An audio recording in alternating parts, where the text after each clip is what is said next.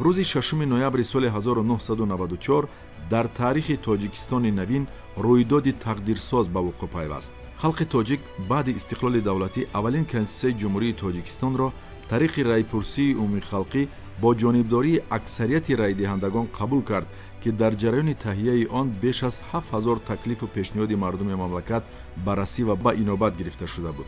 илова бар ин,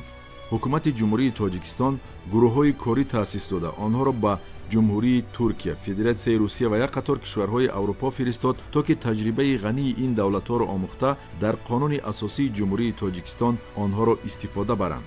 аз ин рӯ дар ҳақиқат қонуни асосии ҷумҳурии Тоҷикистон на танҳо ҳуқуқу озодиҳои шаҳрвандонро ҳимоя менамояд, ҳамчунин манфиати ояндаи давлати соҳибистиқлоли Тоҷикистонро ҳифз мекунад.